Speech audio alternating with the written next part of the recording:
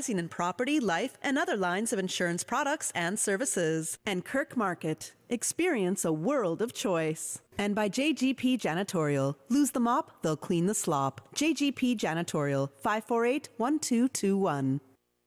And now, Radio K-Man presents The Business Buzz, an insightful and fresh take on a variety of issues that impact the local business environment. This is where we address the business topics that matter. Radio K-Man's Business Buzz. Here's your host, Kathy Miller. Good morning, everybody. I'm your host, Kathy Miller, and welcome to the Business Buzz. I know a lot of you thought maybe there's not going to be a show because tropical storm and all, but no, I have been preparing for this show for a couple of months now. No tropical storm was going to stop me from having the show unless a government official said, no, Kathy, we need this time. Then I would have been like, all right, we got to give it to you. But I'm very happy to say that in the studio this morning, we have award-winning artist, globally renowned marine scientist, conservationist and researcher, 6 times author, educator, international scuba diving Hall of Famer, entrepreneur, restaurateur, and family man, Dr. Guy Harvey. Good morning, Kathy, and good morning to all your listeners today. I hope everybody's staying dry out there and staying safe. Me too. I hope so too. We got here pretty dry. It was did. Easy ride in for us, I think, this morning. Although there's a lot of closures out there, I might get to them later. But, really, I want to get into the depth of this interview this morning. So, Dr. Harvey, I'm very happy to have you here. Thank you very much again. And as mentioned, I did some prep work here for this interview. I did read your latest book, which is 10,000 Chicken Sandwiches. I also want to let you know that I filleted my very first fish this weekend. Terrible job. You can call yourself a fisherwoman. I guess so. I have a few more lessons to learn, but this was my prep and getting ready to have a discussion with you this morning. I'm very happy to have you here, and let's just get right into it. So 90 minutes, a little less than 90 minutes we have, and there's so much of your life to talk about. And based on the book, 10,000 Chicken Sandwiches, which, if I'm correct, you wrote just during COVID lockdown period. I actually wrote 2 books during COVID because it was a wonderful time not having to get on a plane and travel. And so I spent more time here in Cayman at home, 16 months without getting on a plane, than I have since I was 5 years old growing up in Jamaica. So it was a very productive time for me, not only from an art perspective, but also catching up on all the stories I had to tell. Okay, wonderful. Yep. So let's start with a brief summary of your family's migration to Jamaica, because I understand at least your mom's side dates back to 1664. They have a long history. They came via the east coast of the U.S. to Jamaica. They were given some land by Oliver Cromwell at the end of the English Civil War, 1645. And 3 brothers came, the Williamses. They were from Wales originally. And on some of the old maps of Jamaica, you can see down in the southwestern corner, down toward Black River, Savlamar area, the word Williams across a large piece of land there. And that was obviously their sort of their place. And of course, through the centuries, it's been whittled away. But when I came around in the mid-50s, 1950s, there were 2 properties together, the Kew Park and Woodstock, up by Betheltown and Darlaston. And they were both still engaged in farming. Okay. Yeah. And so that's what your parents, they were cattle farmers. They were basically farmers, all kinds of farmers, yeah. But they loved fishing. They did. And they were very active in Jamaica's fishing community. So what was childhood for you like? Childhood was, before I went to Kingston to I guess, preschool, you'd call it, was very outdoorsy. My parents were very outdoorsy. My mother in particular loved horse riding. We had horses. She loved bird watching. She was into nature. And from a very early age, Kathy, I was into drawing and sketching stuff I saw around me, apart from all the fishing. But I was doing a lot of other birds and cows and farm stuff before I ever went fishing in a canoe, because we had to be a certain age before we went out. And after the bug got me, I kind of ditched all the farm stuff and concentrated on spearfishing, snorkeling, and fishing with Dad. But you remember drawing from that very, very young age? A lot. Oh, yes. And we still have some of those books, the original sketchbooks my mum kept. Yep. Did this come from anybody in your family, or was it just like, did you pick this up from anybody in your family? It came from both sides, the gene, so to speak. So Okay. the Williams side, definitely, and my father's side, one of my uncles, Charles Harvey, was an extremely accomplished artist, and he unfortunately broke his neck diving into the water in Jamaica one day when he was 18 years old, and he became a quadriplegic, but he regained the ability to draw and paint. He was right-handed, started back with a left hand, and I actually worked with him maybe 20 years ago trying to get his art out into the American market. Nice. He was so good. Yeah. Okay, nice. So there was some inspiration in the family genes there when it came to art, but also definitely when it came to fishing. Your family was very focused on fishing. The fishing bug was serious. Do you remember your I guess your first memories when it came to fishing? Your favorite childhood memories of fishing? Yes. We grew up fishing in a dugout canoe. It's in the book 10K. I call it 10K because it's such a long title. And it was made out of a cotton tree, which is a very large tree with a big straight trunk, and you can actually make a boat out of it. Our canoe was 26 feet long with a 20 horsepower engine on the back, and driven by a local fisherman called Zacharias Clark. Mm-hmm. And he was obviously very formative in getting us into fishing properly, especially my dad and mum. And some of the earliest stories from my mum's diaries, which I also have, from 1959, 1960, when they took that canoe from Westmoreland in Jamaica all the way around the north coast to Port Antonio to compete in the big tournaments there against the big boats, which were, cabin cruisers and outriggers and all that stuff. So they were very, very competitive from early on. Okay, awesome. I understand in this book, as you call it, 10K, there's a gentleman named Captain Ollie Holroyd Smith, and he was a big influence on you. With him, you, quote, learned a lot by watching everything. Can you summarize your family's relationship with him and the key lessons that you learned with him? Yes, Ollie was a crabby character. He is an Irishman, and astoundingly, he sat on top of the flying bridge with no bimini top and no hat on all day long, and he would bellow from up there, and that's why I remain quiet, by the way. But the mate was probably more influential, Albert Wright, who's still alive, and I would just learn everything about fishing from them both. But for me, graduation day was being invited to go up and sit next to Ollie on the bridge as a 6-year-old or 7-year-old, and stay up there because you got a better view of what's going on fishing-wise. And so, he taught us a lot.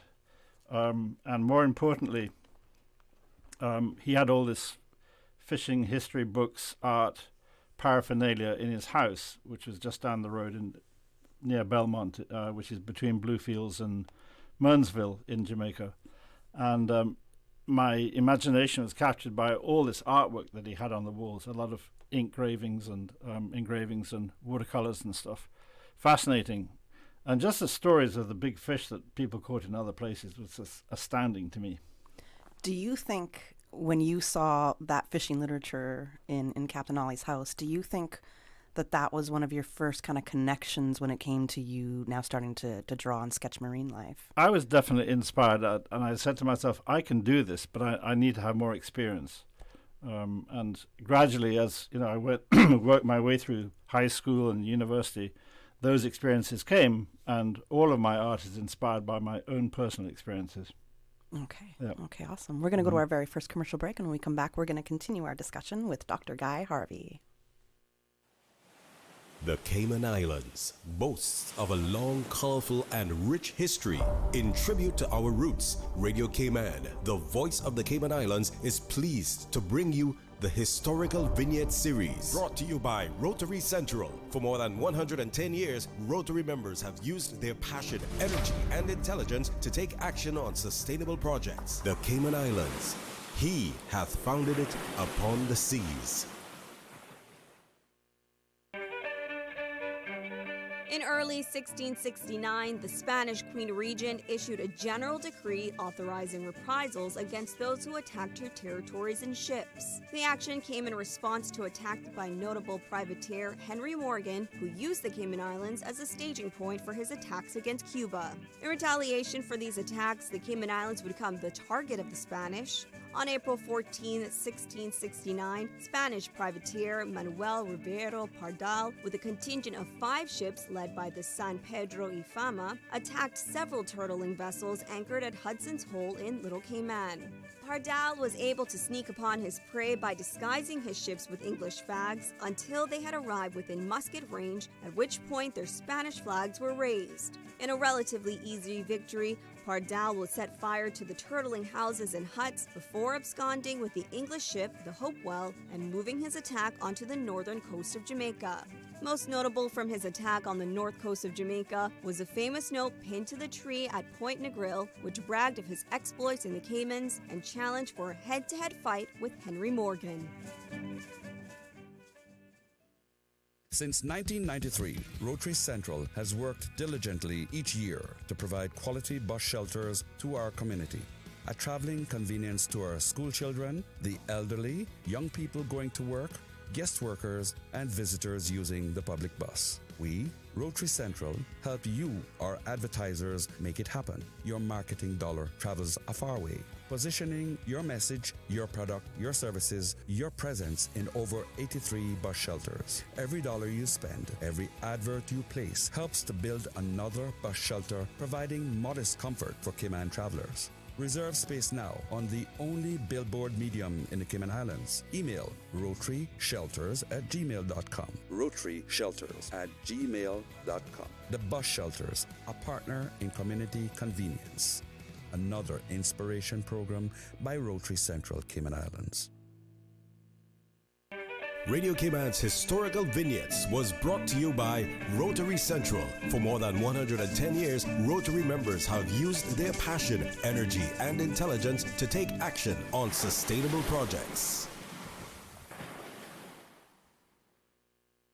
I'm Michael Webster. And I'm Denise Brown of Cayman Insurance Center. Family is not the most important thing, it's everything. We have worked with the community and their families on protecting themselves for the future. Whether it's providing top-rated life insurance or protecting your family's household investment. From our family to yours, we understand and we care. I'm Denise Brown. Call me at 814-7229. And I'm Michael Webster at 925-5433. We are Cayman Insurance Center, specializing in property, life, and other lines of insurance products and services at an affordable rate. We are Michael and Denise at Cayman Insurance Center. Call today.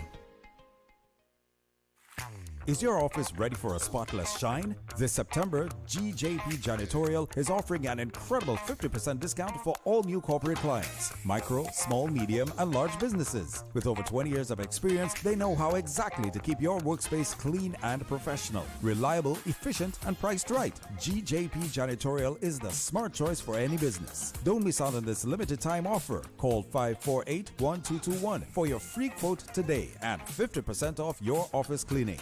GJP Janitorial. Lose the mop, they'll clean the slop. That's 548-1221. Keep your business shining. When it comes to weekly meal prep, I trust Kirk Market to provide the best value for quality proteins. The butchers at Kirk Market are super helpful. They always slice my steaks perfectly. Kirk Market has everything I need for healthy and flavorful protein-packed meals. From lean cuts of CAB choice beef, tender CAB prime beef, the juiciest pork, and all-natural hormone-free poultry, to their seafood section with everything from fresh local snapper to omega-3 rich salmon. I choose Kirk Market for the highest quality proteins to support my healthy lifestyle. Kirk Market. Eat well, live well, and discover a world of choice. Some closures here for you. Flow offices, National Museum and Gift Shop, National Gallery, all CBC locations are all closed. All public libraries, workforce opportunities and residency Cayman, the Department of Labour and Pensions DLP, Customs and Border Control, and the Cayman Islands Postal Service CIPS are all closed. Are you ready for non-stop laughter? Cayman's biggest comedy show returns. What Happening is happening. Featuring the all-star cast. Bring the family. Bring your friends. Bring your grandma. Treat yourself to a night of fun and back-breaking, side-splitting, laughing until you choke comedy. Directed by Matt Brown. Drop the joke now, man. What happening? Tell me. At the Harquail Theatre, September 27th until October 13th. Proudly presented by the Cayman National Cultural Foundation. Tickets on sale now at ticketsplus.ky. What happening? Drop the joke now, man. Radio Cayman News. On my way out to the scene, traffic was moving in both directions, but pretty slowly. Verdict is in for a man charged with the 2021 double murder. Police reported that the man took the woman from her home and held her against her will. A man armed with a machete and a hammer, quote, aggressively approached another man known to him. Radio Cayman. Your voice, your choice for today's biggest The news. Business Buzz with your host, Kathy Miller. Business Buzz.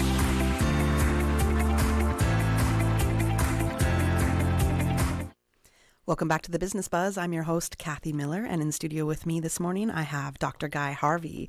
We are talking about the entire journey of Guy Harvey from childhood to now, as he is very globally renowned as a marine conservationist and artist. Right before the break, Dr. Harvey was giving us a little bit of background on his childhood growing up in Jamaica, how he first started getting into drawing and sketching, and we know that his family were very avid fishermen, very involved in the Jamaican fishing community, and that's where Dr. Harvey got his basically chops from, really learning with his family. Now, there is almost an obsession for the elusive marlin. Blue marlin is your favorite fish from what I understand. Absolutely, yep. What is the passion, the obsession with chasing and catching this fish? What is it about the marlin? Well, you use the right word there, Kathy, obsession, because from a very early age, and in fact it goes back to the very first one I ever saw alive being caught by my mum on a squally day off the south coast, and this marlin had no bill, and I was just mortified that it was deformed, because the bill of all billfish is like the sort of the focal character part of the anatomy, right? And they use it for different reasons, but this one had no bill, and so when it was brought in the boat, because in those days we ate them all, there was no wastage, we killed them all. It was like, wow, I'm dying to see one with a real bill and just feel it and touch it, But in much later, maybe 73, I hadn't caught a marlin for years. And we went to the Montego Bay Marlin Tournament. We won that. I didn't catch a fish there. And then we went to the Port Antonio Tournament a couple of weeks later. We caught 4, and I caught my first one during that time, plus 2 more afterwards. So that was graduation day for me. But what was it about the marlin that made you guys so obsessed with it? I'm getting to the point. Okay, because okay. Now that we got some experience with them, I think we caught 8 in that period of fishing, which is a lot then. And remember, we were using all bait fishing. We're trolling slowly, not using lures, driving around at 15 knots like people do these days, high speeding. Complete different style of fishing. You fought the fish to a standstill. You didn't chase it down like people do these days, for a different reason though, because we killed them all. But to have it in the boat and to really investigate it, because I knew I was going to become a marine scientist down the road, and this was my sort of my pet subject matter, my fish of choice, because they were so elusive. Of course, they're magnificent in terms of their ecology, what they do.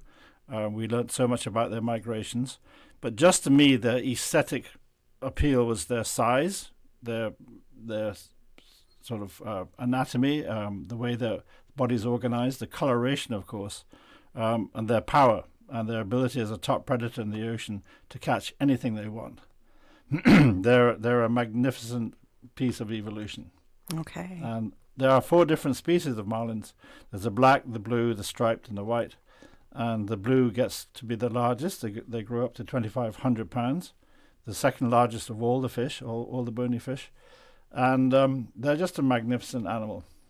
Okay. All right. That was a bit long. Sorry. No, that was perfect. It was, I was trying to figure out what is it about the marlin that they love so much, and it was like the focal point, and this is what we're trying to catch. Yeah. And as you said, it took just a few weeks until after your 18th birthday, where you caught 3 marlin in 3 days, right? And you can't go and see them in an aquarium. You know, they're like the big sharks and some of the other large fish. You can't keep them in captivity. So over the years, as you learn from this story, is it they fight so much, or? But they're not used to walls.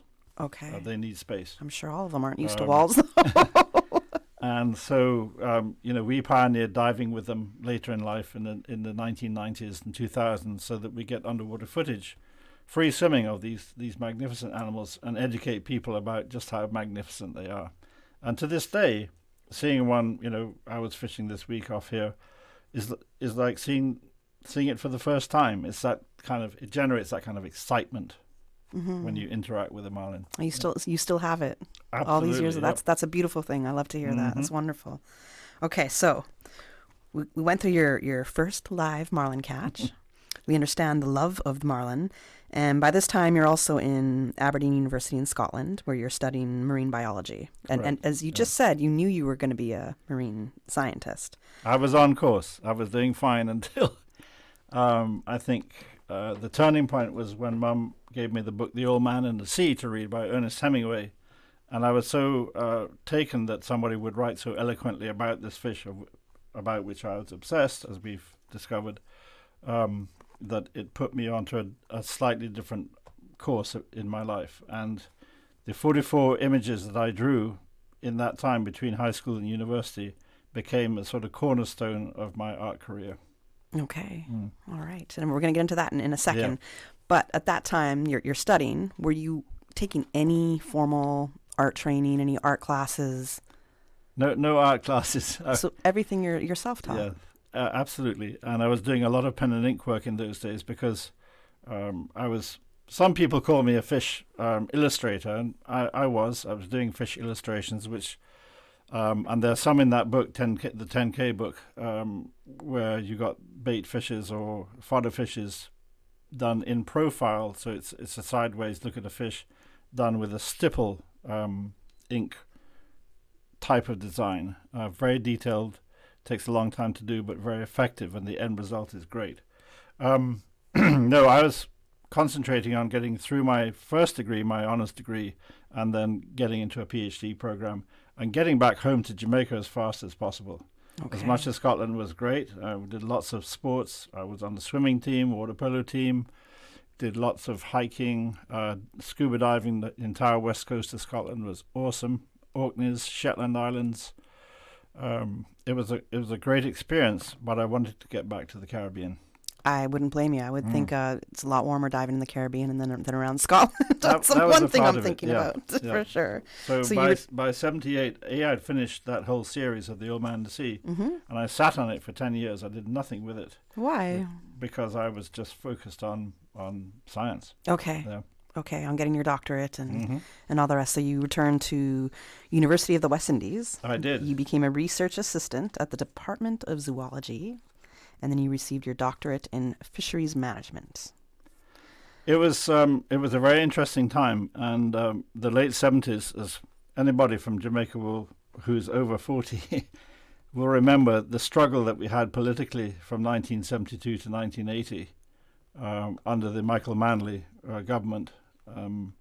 It was a very contentious time filled with all sorts of problems for people, including many shortages, all sorts of persecution and exchange control regulations, and just the increase in violence was awful.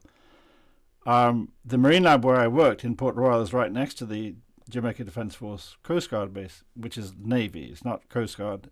You're trained by the Royal Navy. And I joined because my uncle Richard Harvey had started the Coast Guard there in 1965, soon after independence. And I wanted to contribute to the cause because everybody was getting very concerned about what was happening politically. And so many people had left. They had gone to America, they'd gone to Britain, Canada. The middle class left Jamaica between 1976 and 79, basically. Okay. So I was doing my bit. But at the same time, I was learning a lot about formal navigation, seamanship. I became an officer. We worked full-time there for a year, and I stayed on as a reserve for another 9 years after that. So I did 10 years service in the Defence Force. Okay. Yep. So it did benefit your career further in the sense of what you did learn in the ocean. Made you a much better man too. I encourage anybody here, any opportunity, any time you have a chance to join a regiment or like the cadet force or whatever, wherever you are, it's a great experience. And with that political strife that was happening in Jamaica in the early 70s there, and you're in your early 20s, could you see a future for yourself then at that time, or were you worried? We were concerned, but through the 1980 election happened, and it was viewed by a lot of independent observers and from different countries, and sort of normalcy was restored through the next Prime Minister, Eddie Seaga, and his government, which is more capitalistic. Okay. Yep. Gotcha. All right. So we got to go to our 8 a.m. news now. But when we return from the 8 a.m. news, we're going to talk a little bit more about your art, the media that you work with. We're going to talk about your art shows that you just mentioned when you sold those first 44 drawings. And we're going to go into that part and then the rest of your life as you became a scientist, really. Perfect. 8 a.m. news time, and join us for the second part of the Business Buzz at 8:15. Thank you, Kathy. And the studio time now is 8 o'clock, brought to you with the kind compliments of Foster's. West Bay, are you ready? The new look Foster's Republics is now open. With a spacious new deli, a cheese lover's fromagerie, a hot new bakery, a coffee and juice bar, and the ultimate made-to-order breakfast, burgers, pizzas, sandwiches, and Asian stations. Our fresh produce and meat selections have grown and are serving only the best. And you're going to want to stop and smell the roses in our gorgeous new floral department, where something blooms every day. Discover the new Foster's Republics in West Bay. Bigger and better because we care. The voice of the Cayman Islands. 89.9 FM in Grand Cayman and 93.9 FM in Cayman Brac and Little Cayman. Silver wings shining in the sunlight. Radio Cayman. The 8 a.m. news is brought to you by ValueMed Pharmacy. Save time and order your prescription refills online at value-medpharmacy.com. VALU-medpharmacy.com. For today's biggest news. Radio Cayman, the voice of the Cayman Islands. With your latest news, I'm Karsley Fuller. At this time, we continue to urge people to stay indoors and not venture out until a decision has been made. It's coming in fits and starts now after several hours of strong winds and heavy rain before dawn this morning. The country remains in a tropical storm warning as the storm passes to the west-southwest. The National Hurricane Center's latest bulletin on potential tropical cyclone 9 shows that the storm is located at 19.2 degrees north, 83.5 degrees west. That's about 150 miles west of Grand Cayman, 205 miles south-southeast of the western tip of Cuba. Max winds are at 35 miles per hour, and it's presently moving at about 9 miles an hour towards the northwest. Minimum pressure is at 29.56 inches.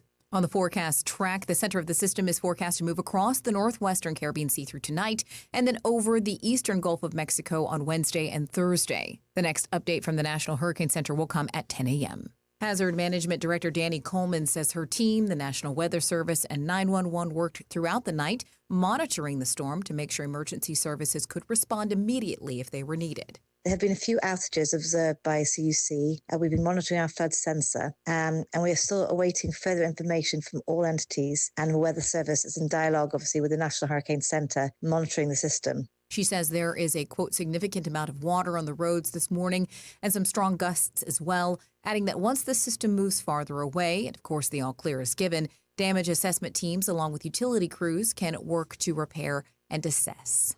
Radio Cayman's Paulette Connolly-Bailey filed a report earlier this morning when her home in Spots was taking a beating. The wind is howling, and I can hear the rain pelting against my back door. The trees are bending down with the pressure of the wind and the rain. The rain is being blown in all directions. Visibility is poor. There's flooding, and this system is over 100 miles away from us, but yet it's having this sort of effect. Those of us who have been through storms and hurricanes know what it's like to go through them. So please follow all official sources and heed the advice given to you. And that advice is clear. Stay off the roads. RCIPS Inspector Ian Yearwood. Remember, it is better to stay safe at home than to risk your life or the lives of others on the road. Your assistance can be vital in ensuring everyone's safety during the storm. Our safety and the well-being is our top priority.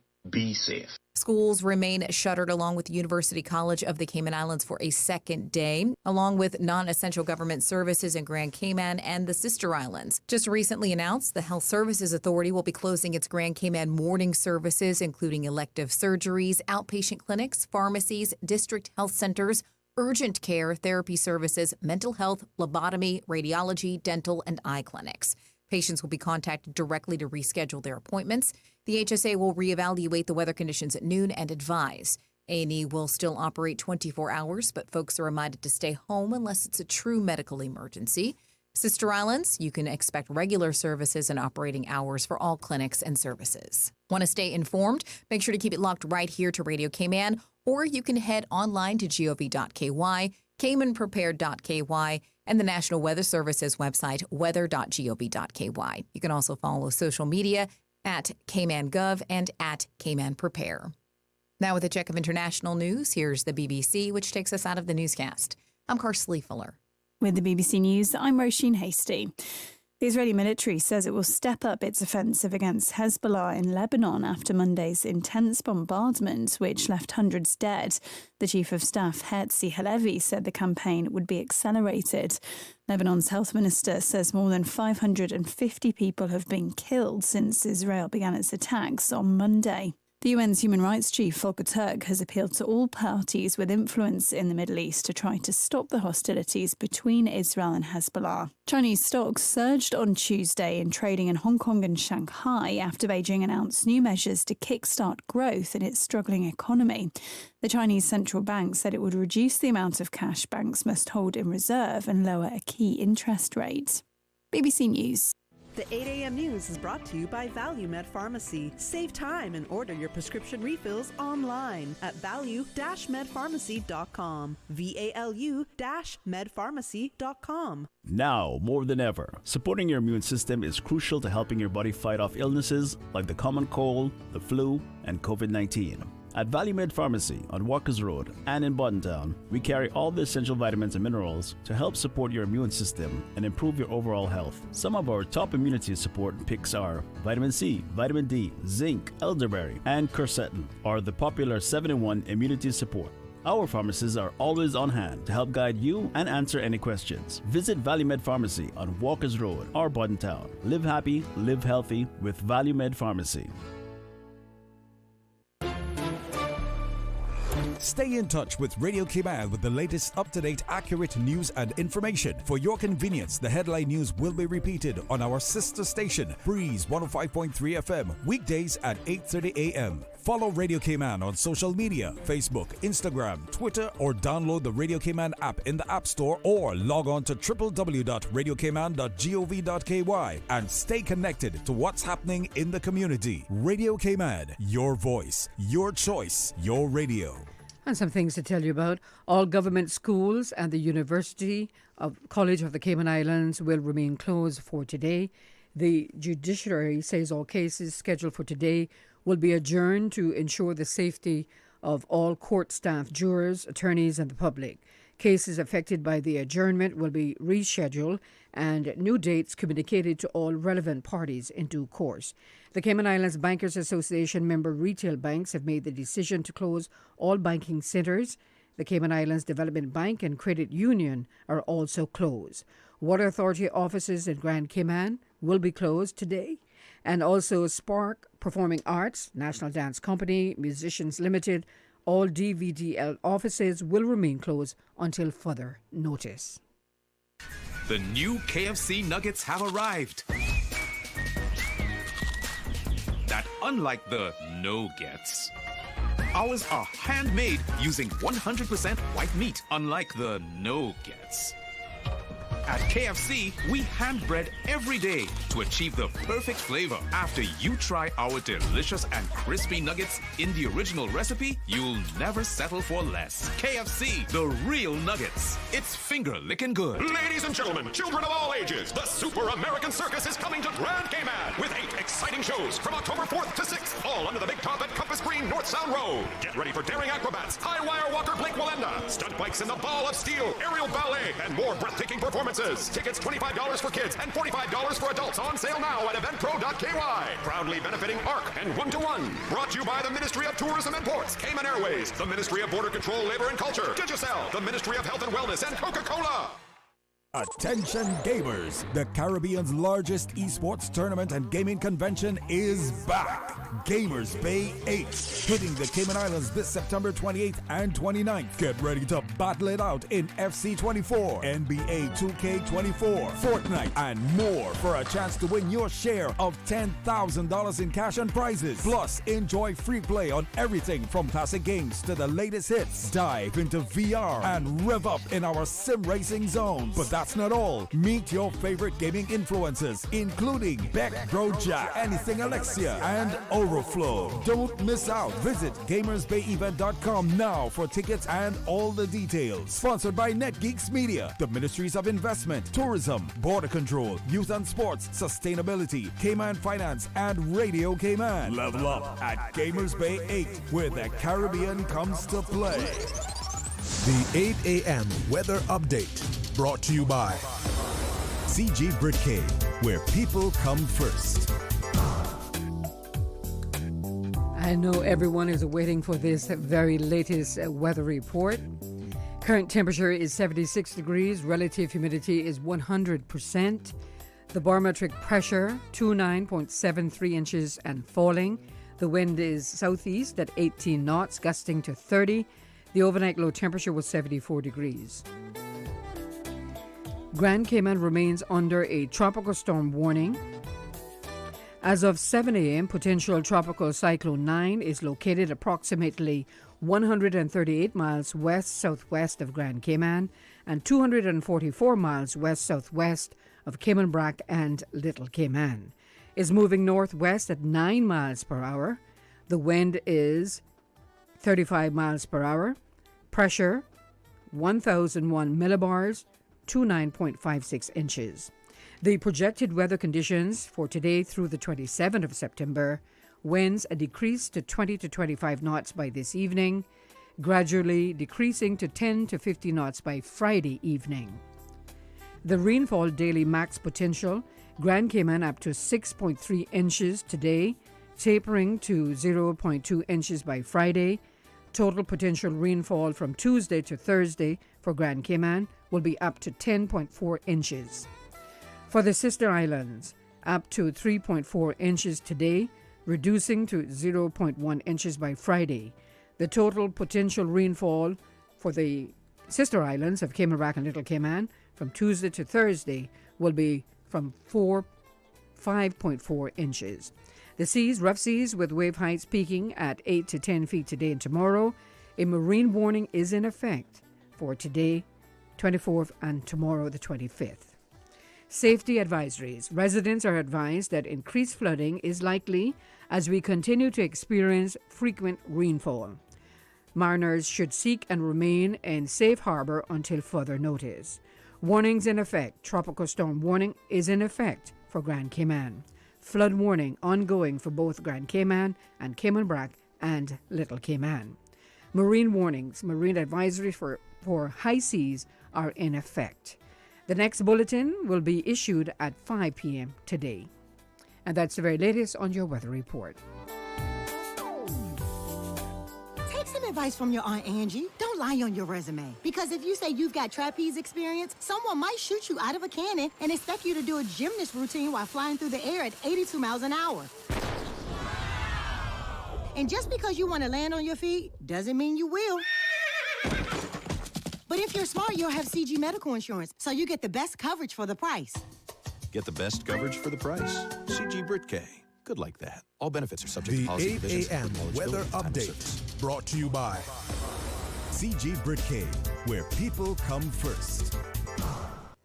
Tune in every Monday through Friday at 12 p.m. for Radio Cayman's Midday Newscast. Radio Cayman, the People's Station, your trusted official source for the latest news. The 12 p.m. news is proudly brought to you by Health City Cayman Islands. World-class healthcare within your reach.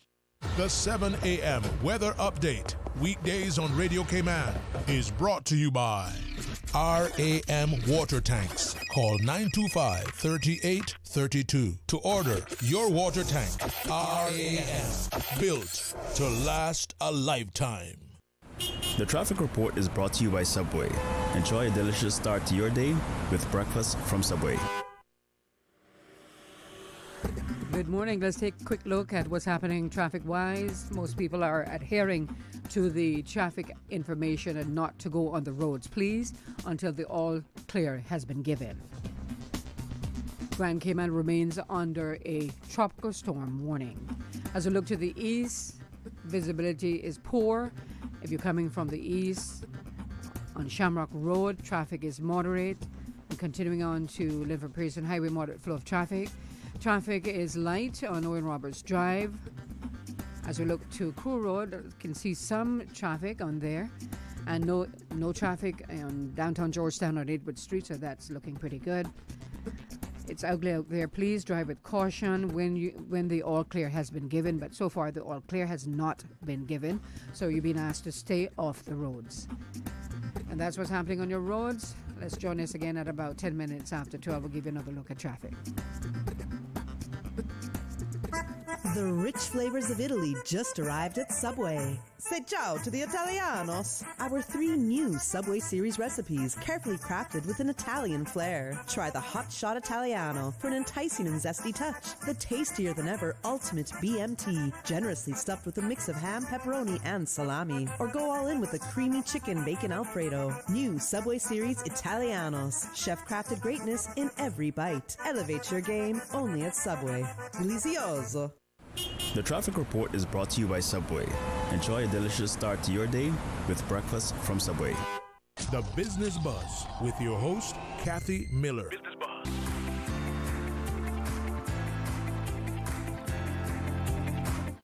Welcome back to the Business Buzz. I'm your host, Kathy Miller, and in studio with me this morning, I have Dr. Guy Harvey. We are talking about the life of Dr. Guy Harvey. We're just on his part where he had joined the Jamaica Defense Force, and he was also, at that time, finishing up his doctorate at University of the West Indies in fisheries management.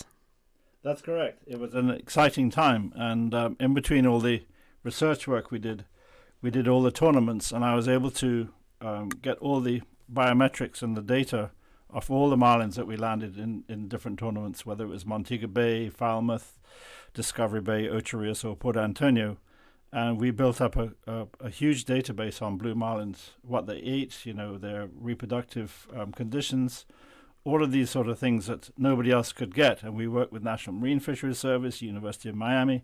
It was a great time for me to build my scientific expertise, so to speak, on not just the fish I was studying for my doctorate. Mm-hmm. So it was a very, very good time, and I was dead set on becoming a lifelong fishery scientist, whether managing Discovery Bay Marine Lab or Port Royal or something like that, but working within the Caribbean region. How involved were you in your art at this time? Because you were very focused in your studies. So it turned out that I would dabble in some paintings and sell them at these tournaments for like $20 a piece, 20 US, which to me as a starving PhD student was a huge amount of money. And it so happened that at one of these events in Port Antonio, a guy from Florida came down and said, "Wow, this stuff is very cool. I got somebody who could use your talents." And he made the introduction to a fellow who had an apparel company in Fort Lauderdale, and we talked, and I sent him some art. And by 1985, after I had my first one-man art show in Kingston, we had made some arrangements to start a business license in 1986, and it finally got off the ground in 1987. And building that whole business, Kathy, is another story I'd love to touch on, because it was a learning curve about how to regulate manage and protect your intellectual property. Please get into that. So we will do, but it was during this process, and without the fishing component, I would never have gotten into the art and meeting people. That part was luck. Right, okay. Yep, and we're doing this still 38 years later, so sustainably too. Very much so. That's been a big part of your mantra, I would say, if anything. So, well, I mean, talk about it now. So it is part of what I wanted to discuss was your art show that you started in Kingston, that very first one by the end of that year. Then you went to Fort Lauderdale, and that's where you had struck up some licensing deals. Correct. So the art show in Kingston at the upstairs downstairs gallery in downtown Kingston was the first time I actually did any reproductions as well. So we had originals there, the Old Man and the Sea story, which, by the way, people, if you visit Key West, all those original drawings, of which there are 60 now, are on a permanent display at the Key West Art and Historical Society on permanent loan there. And you can go and see them. They take up 3 flights of stairs in this amazing, huge stairwell in a very famous area in Key West. And they sell prints and books and all the other paraphernalia off of it.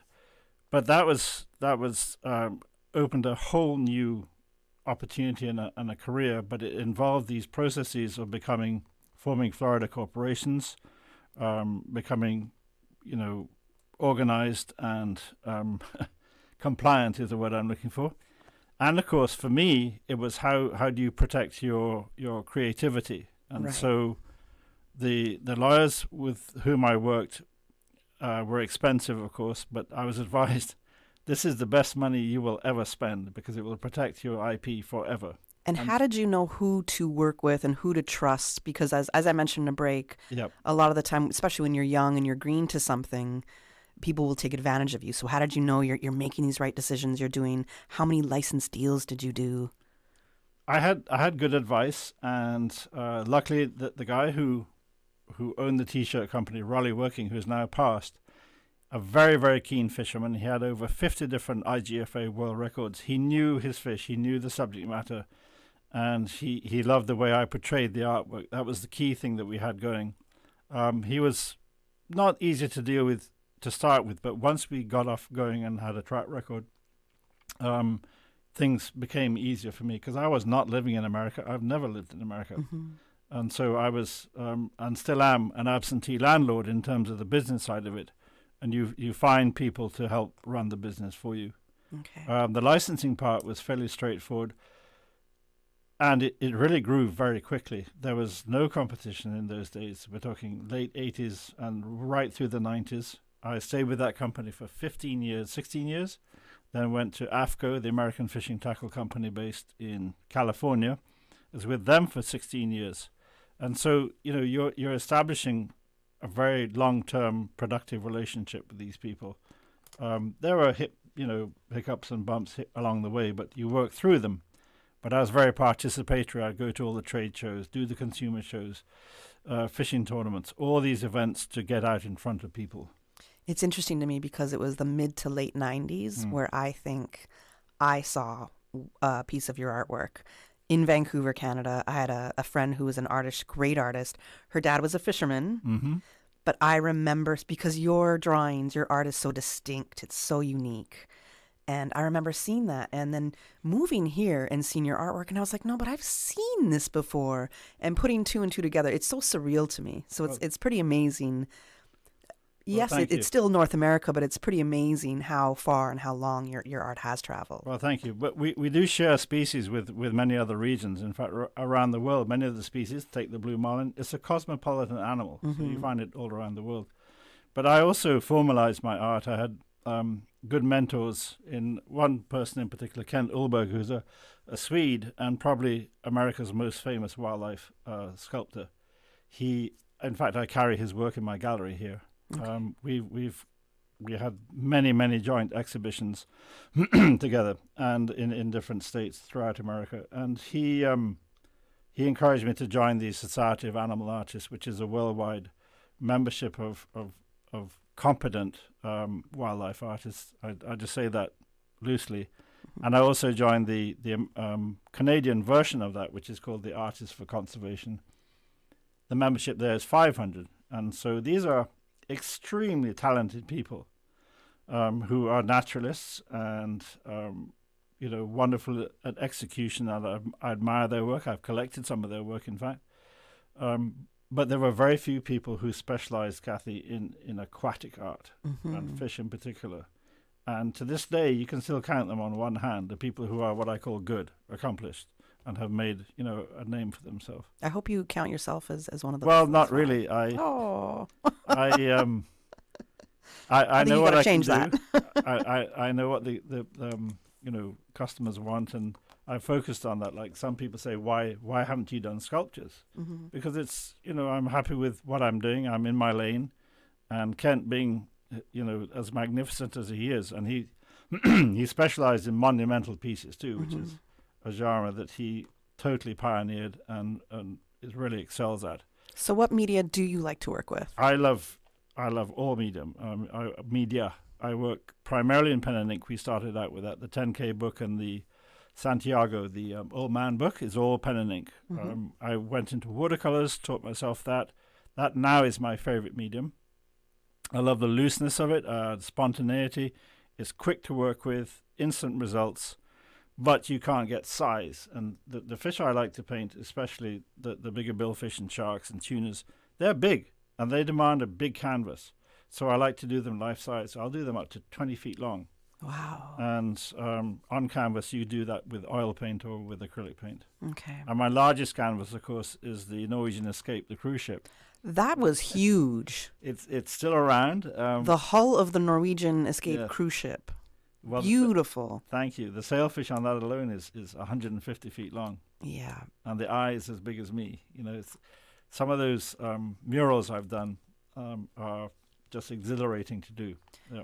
When you created that piece, what was your aim for people? What did you want people to take away when they saw that artwork on the Norwegian cruise ship? Well, Norwegian has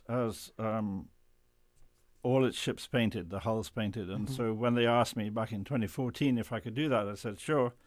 And they gave me guidelines, and myself and my graphic artist got together, and we used existing art to format the entire hull, which is 1,200 feet long. So we had a large space to fill. So we picked and choose what would be relevant, so to speak, and send a message, because knowing that the ship would sail through the Caribbean mostly, we wanted to tell the story about what fish were common in the area and educate the people about it. Plus, we had the Guy Harvey Expedition TV channel, and Jessica, my daughter, is also on that. Jessica Harvey's Expedition Notebook, it's called. And so we got them when they're in their cabins as well, and we could show them all our documentaries, including all the stuff on sharks and groupers and billfish and stingrays and stuff that we work on. Okay. So it was a double whammy. Plus, of course, there was a business opportunity. If we go back to the business part, where you sell art on the ships too, and so it was a package deal in the end.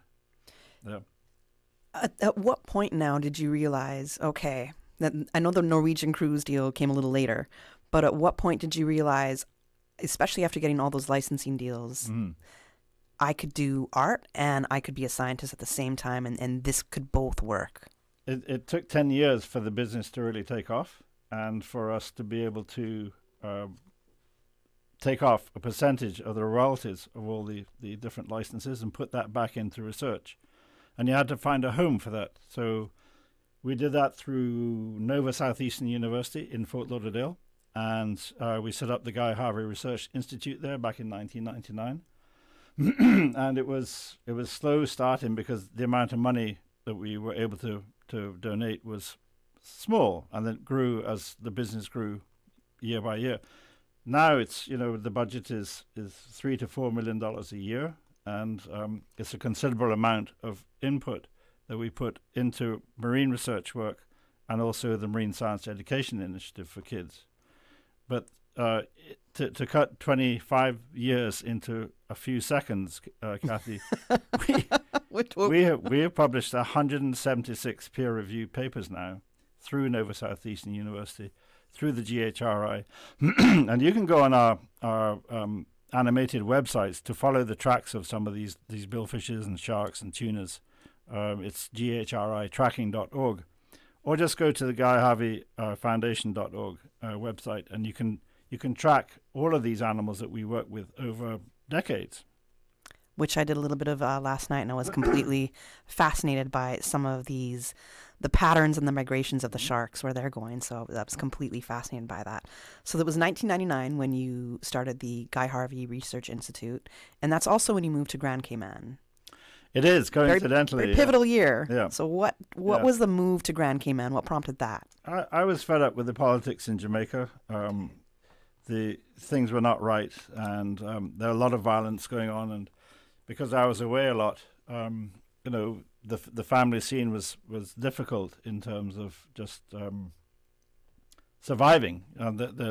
We had a couple of bad experiences ourselves. I'm very lucky to be alive still. And I read that one was, were you shot 14 times? Shot at 14 Luckily, times. I was not perforated, as they say in the James Bond movies. But that's it terrifying. was scary enough.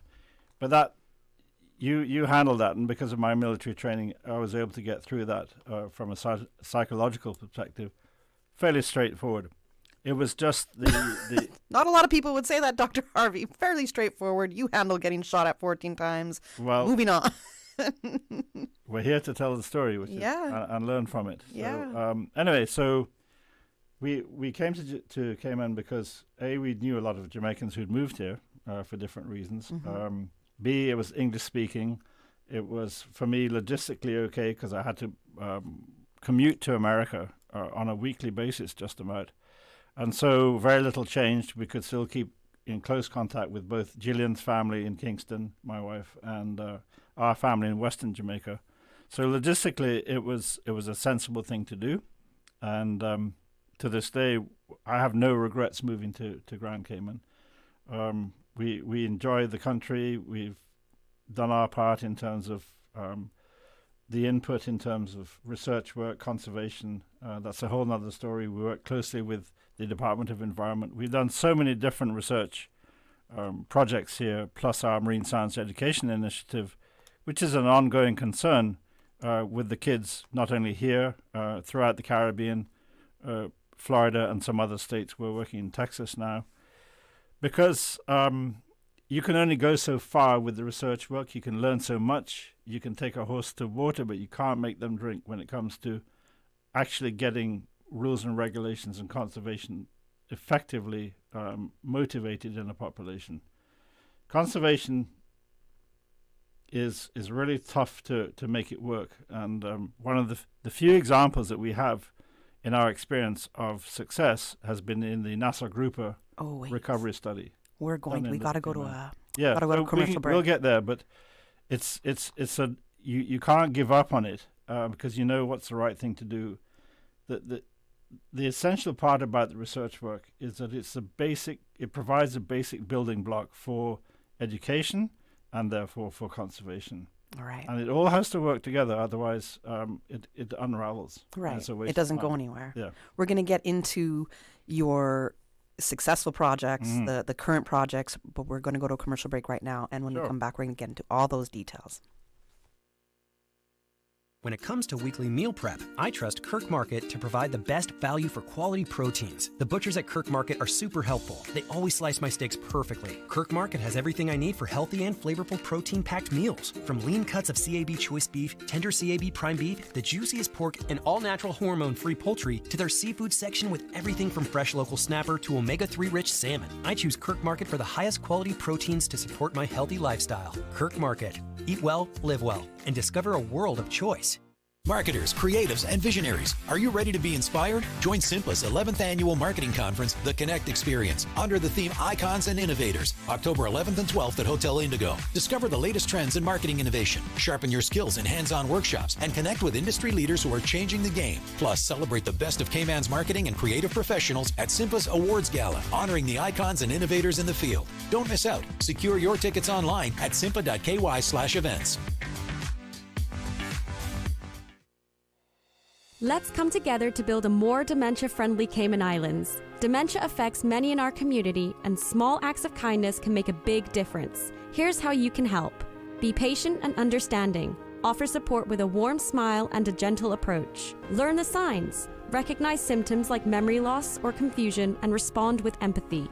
Make spaces accessible. Ensure businesses and public areas are easy to navigate and safe for those with dementia. Get involved by becoming a dementia friend. Together we can make our islands a more inclusive and supportive place for everyone. For more information, please call the Alzheimer's and Dementia Association at 924-4170 or 936-1655.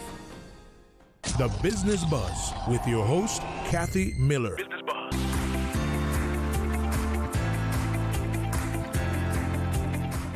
Good morning. Welcome back to the Business Buzz. I'm your host, Kathy Miller, and in studio I have with me Dr. Guy Harvey, marine conservationist and artist. Now, Dr. Harvey, right before the break, you were just touching on some of the projects that the Guy Harvey Research Institute has initiated. So if you could tell us what some of your most successful or impactful projects have been to date. Yes, Kathy. We, having got to Cayman in 1999, excuse me. Let's have a sip of water there. Oh, I have to get you water. I know what it's like, trust me. Sorry, talking too much. I quickly identified the research opportunity with the stingrays because even though the interactions have been around since the mid-'80s, from what I heard, there was no formal study being done, and there were no protections in place to make the whole interaction sustainable. So we knew so little about the life history of the animals. So we began in 2002 working with the Department of Environment on a comprehensive tagging project to tag all the animals, first of all, to find out how many there were, how many males there were, how many females, and we expanded it to, what do they do at night time when people aren't there? How long do they live? Do they leave? Do they come back? All of these questions were unanswered.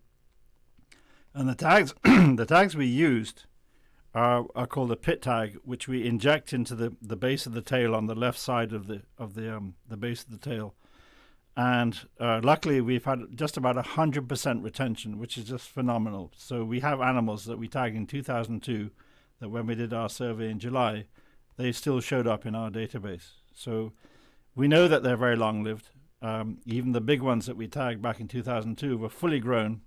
Some of them were 3.5, 4 feet across. They could have been 20, 30 years old. So they probably grow to 50 or more years. Wow. They're long-lived animals, like all sharks and rays. So the other object was to study these animals for decades, not for a year or two, but to see how dynamic the population was. Because it's not a contained, it's an open system. Mm-hmm. They're not contained like in some of the Bahamian or Jamaican experiences where they're penned.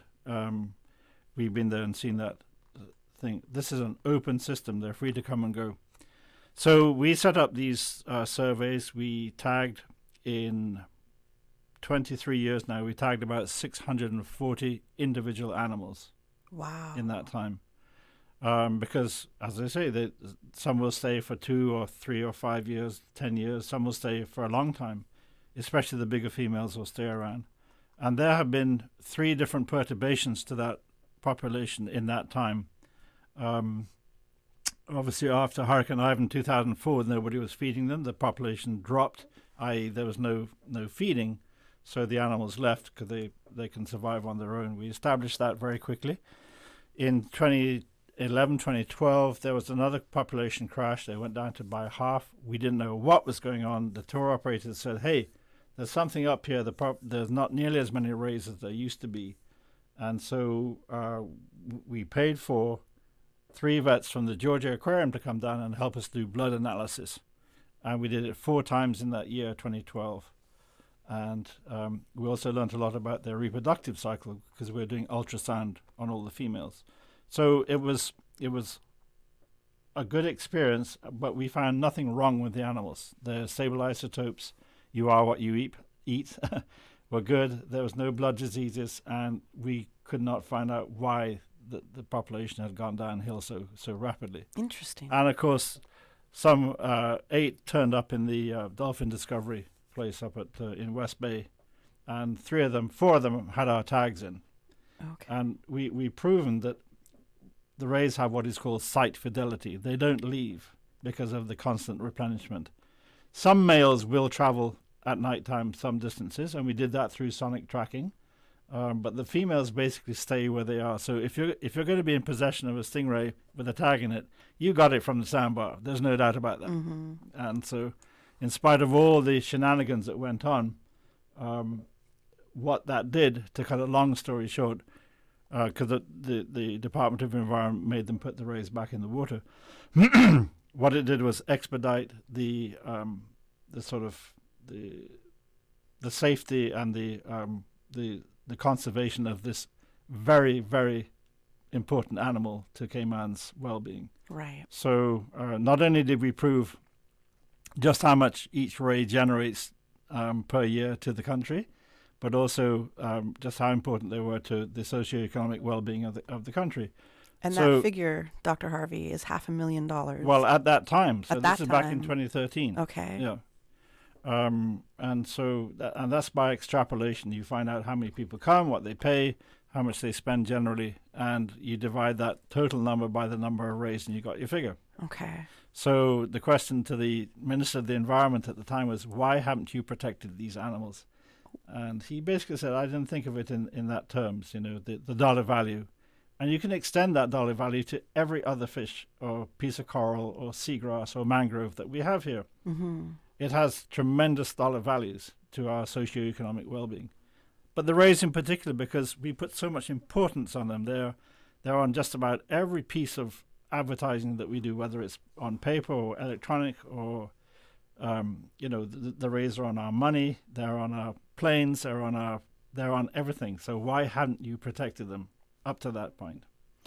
And it was 2013 that you said when you attributed a dollar value, that value was $500,000 per stingray. Correct. Per year. And now it's probably around the same, if not more. I mean, we had, so many more tourists that might dilute the valuation a little bit, but not necessarily. But more importantly, the National Conservation Law in 2015 protected sharks as well. So we got sharks and rays done.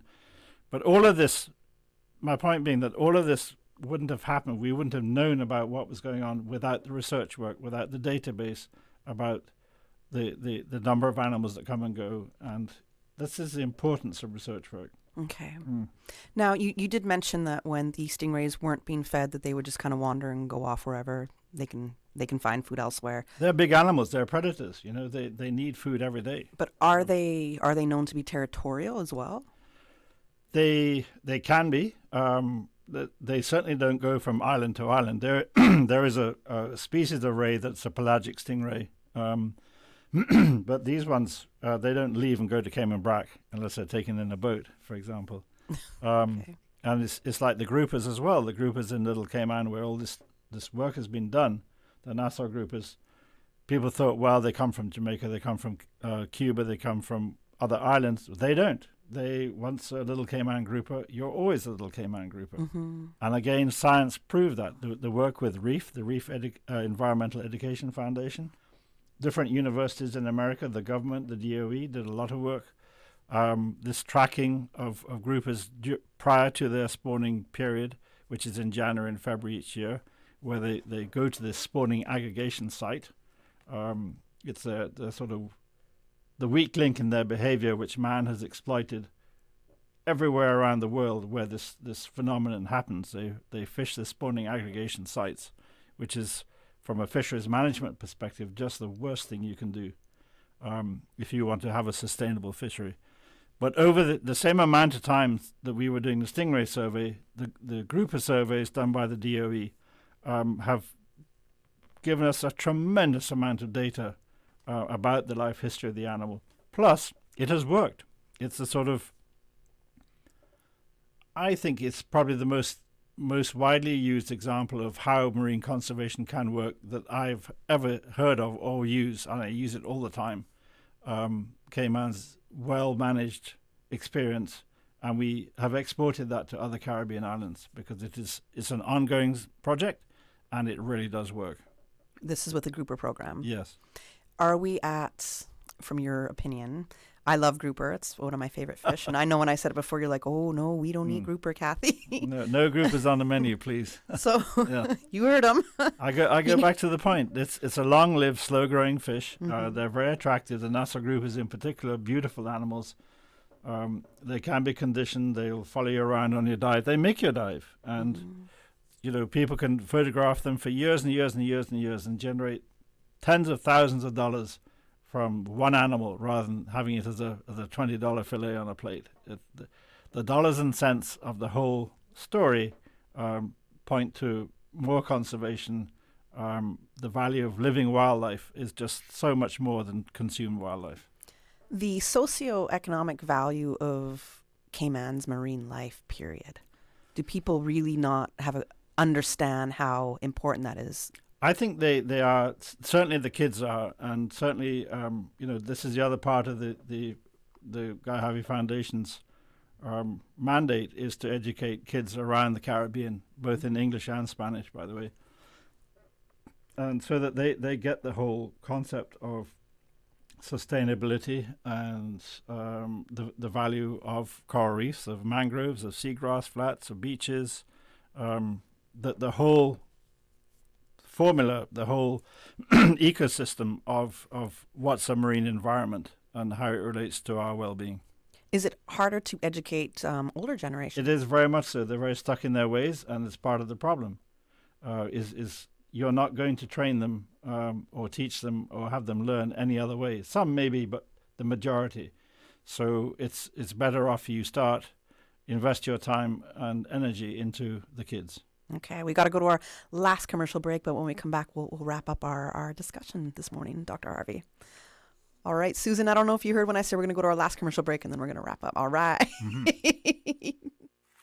Is your office ready for a spotless shine? This September, GJP Janitorial is offering an incredible 50% discount for all new corporate clients, micro, small, medium, and large businesses. With over 20 years of experience, they know how exactly to keep your workspace clean and professional, reliable, efficient, and priced right. GJP Janitorial is the smart choice for any business. Don't miss out on this limited time offer. Call 548-1221 for your free quote today and 50% off your office cleaning.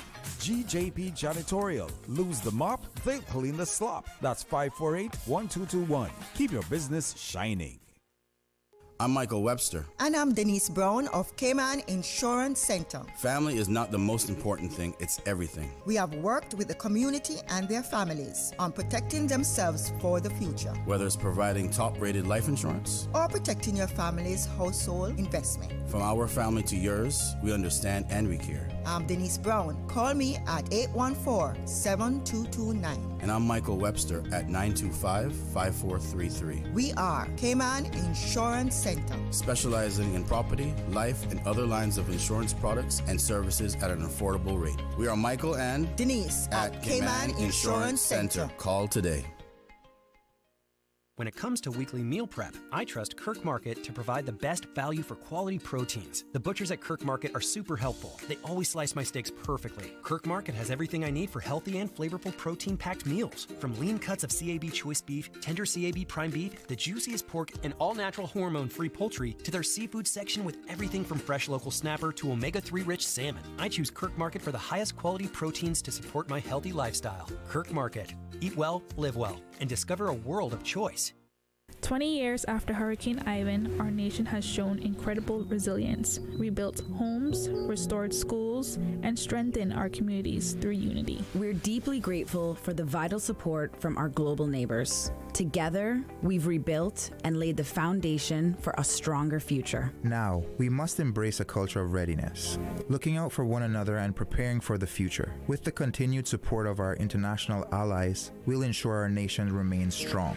20 years after Hurricane Ivan, we are survivors, a thriving, resilient community. Together, we will continue to grow, to support one another, and to ensure that the lessons learned are never forgotten. For more information on hurricane preparedness and community resilience, visit caymanprepared.ky. The Business Buzz with your host, Kathy Miller.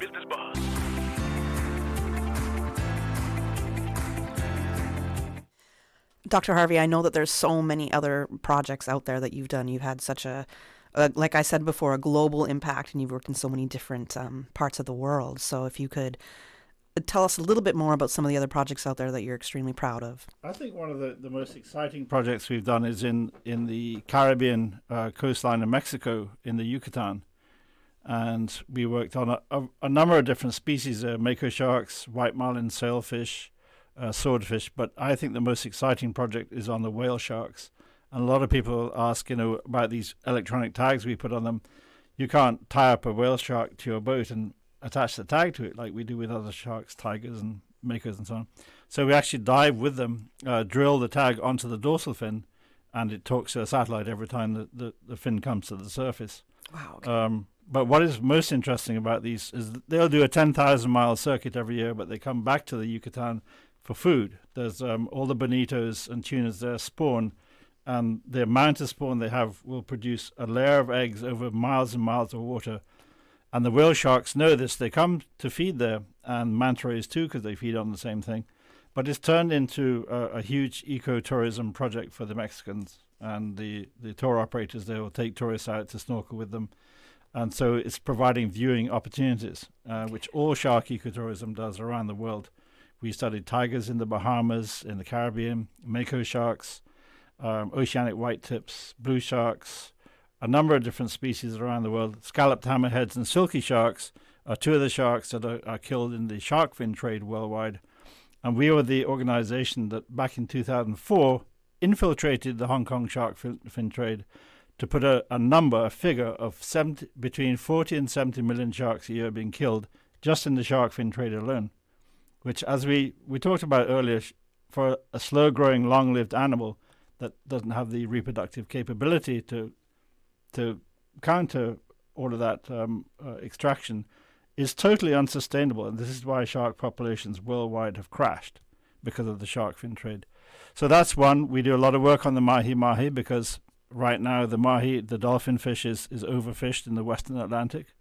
We're doing work on billfishes in many different places. Eastern tropical Pacific, Panama, Costa Rica, black marlin, blue marlin, sailfish, and stuff like that. So we're very invested in different projects.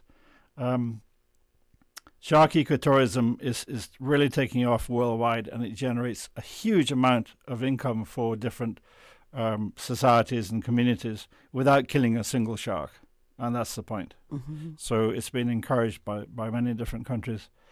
So that's what we're doing right now. And, of course, a lot of these expeditions that are done by the scientists, we go on them too. We not only help deploy the tags, but we film it so we can tell the story, and that becomes the education component that we take to the schools. Right. Wonderful. And that's where you're saying you're seeing the effects, how the children are taking all of that knowledge that you're giving them, understanding how to move, how to be, I guess, more conservative, how to be sustainable. Exactly. Have these sustainable practices, how to protect their environment a little bit more, which is great. So having that knowledge from your younger, and as we said, it's a little harder when you're an adult to try to change their minds and how they might be approaching. Well, I'm fishing, impressed how overfishing. kids are here. They're very switched on to the marine environment, and it's in every school we visited, and they're not afraid of sharks like the adults are. They love sharks, which is very cool. I would say moving to Cayman also made me less afraid of sharks. Now I'm like, oh, it's just a nurse shark. You can pet it. Different type of shark right there. Yes. All right. We only have a few minutes left. So with the questions that I have here, I guess when it comes to the Cayman Islands, what, in your opinion and in your experience, what are the biggest issues or risks facing the marine ecosystems in Cayman's water? That's pretty easy to answer because we got to.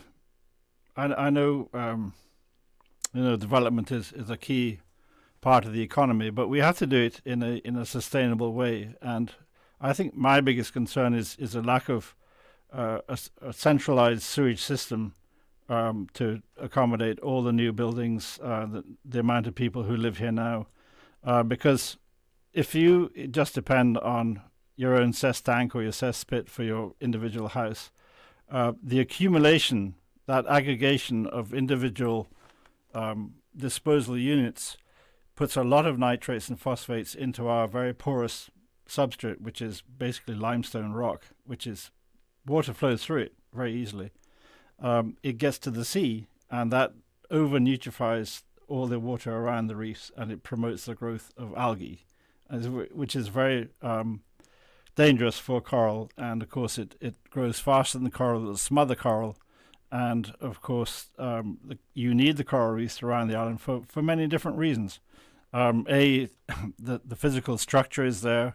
They provide a home for so many reef animals. It provides a physical barrier for waves. It breaks down the wave energy. It protects the island from storms like we're having right now. You should see the sea out by Smith's Cove today. It's such a important ecosystem that we are gradually poisoning by not having a centralized sewage system, and I think it's as important a consideration going forward as fixing the dump. And as long as I've been here, which is 25 years, that has never been addressed, and we need to get with it and get modern. We need to do more recycling. All of these things are going to improve the local environment. The plastic pollution here is still very bad. Not only what we create, but also what washes up from islands upstream. Yeah. In terms of, marine parks, the DOE has done an amazing job of increasing the marine parks, which I was astounded how it took 11 years to get a simple act like that through different successive governments, because the politicians just don't get the importance of having a really healthy, vibrant marine ecosystem for the well-being of this country. So the protected areas are around 45 to 47% for different islands, and they could be improved because the sustainable use of the marine environment depends on less extraction and more opportunities for viewing and just good stewardship of our little tiny place. We're not like Central America or Jamaica or Puerto Rico or Cuba with miles and miles and miles of reefs and stuff like that. We're a tiny little spot in the ocean. You make a really good point when you said that the politicians don't understand the importance of protecting those marine environments, and yet you have been able to bring a value to the socioeconomic value of the marine life in the Cayman Islands, especially attributing at least $500,000 per stingray per year, dating back to 2013. That's what they were valued at. So it's a pretty important. Well, stingrays are obvious, Kathy. So everybody sees them. They know about them. The other reef creatures are less obvious unless you're just a good snorkeler or a good diver, or you're active, you're into photography. But so much of our tourism experience here is based in, on, or around the water, because there's a lack of attractions generally on the land. Right. That you need to protect it and do a much better job. Yeah, that should be very, very obvious. We only got a couple minutes, so I want to make sure I get these questions out now.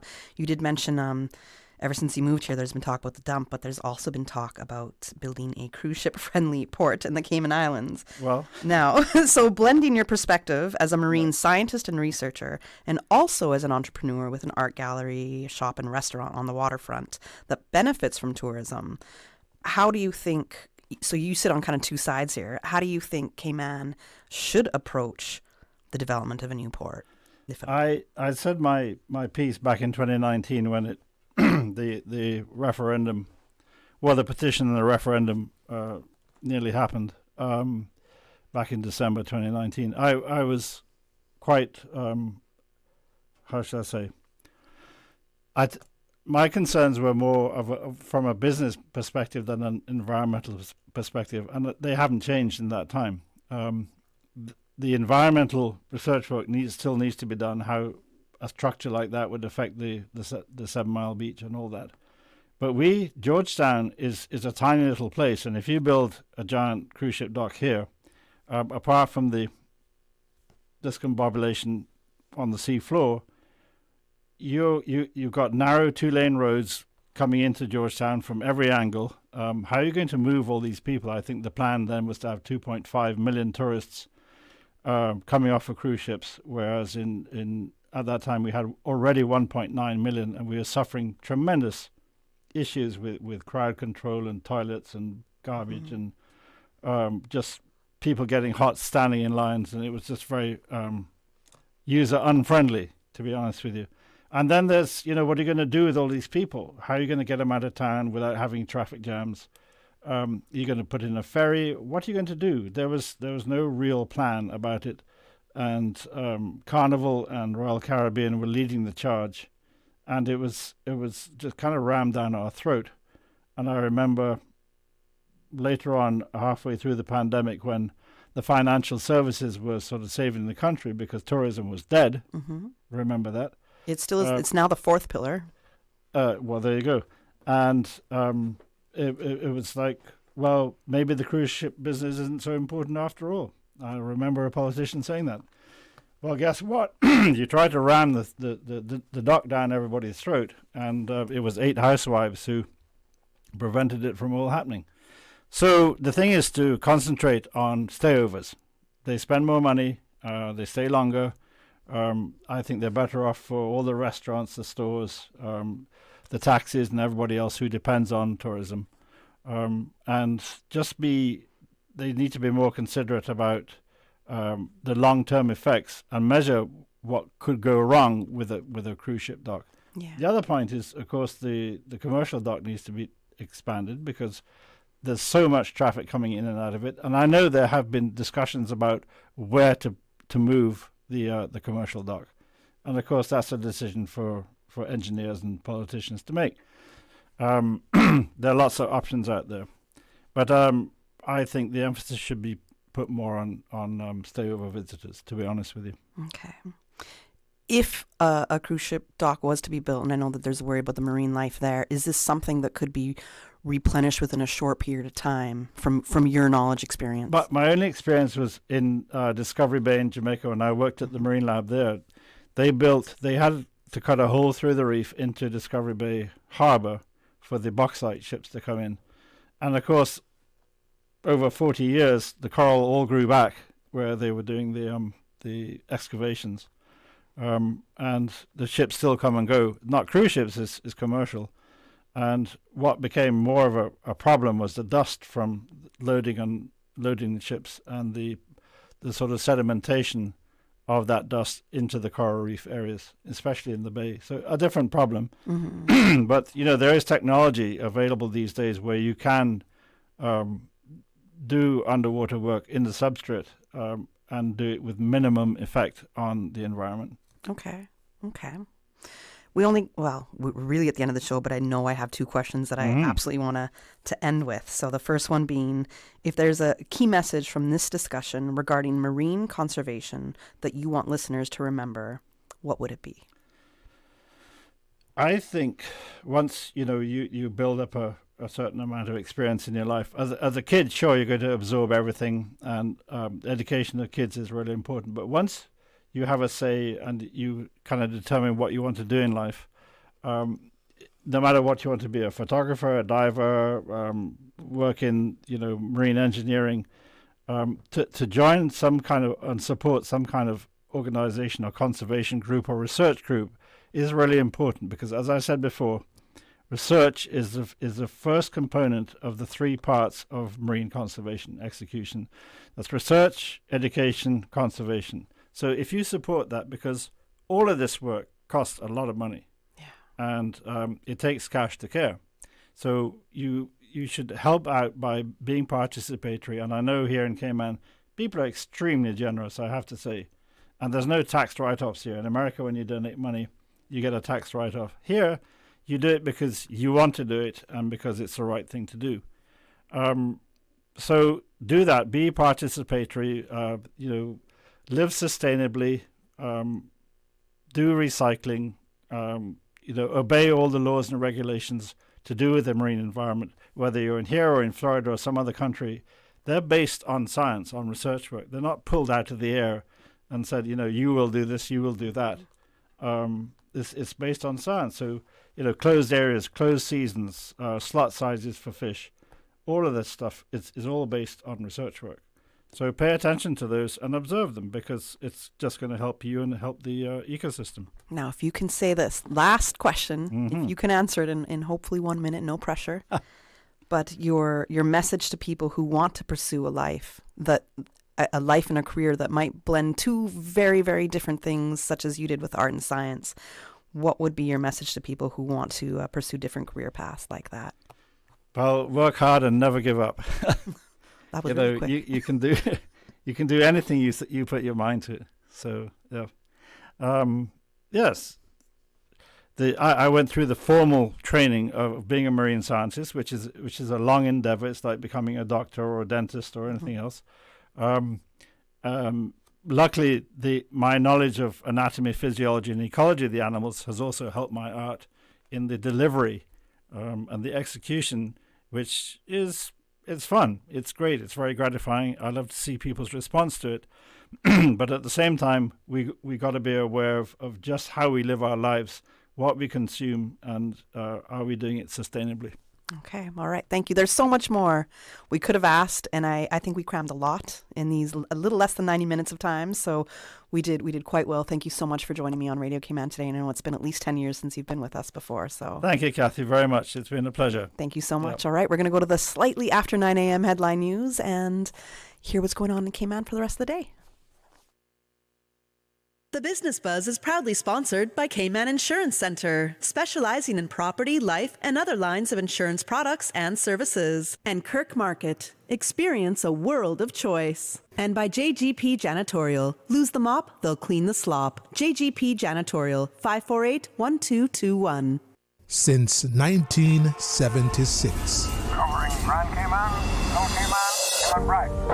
One small step for man, one giant leap for mankind.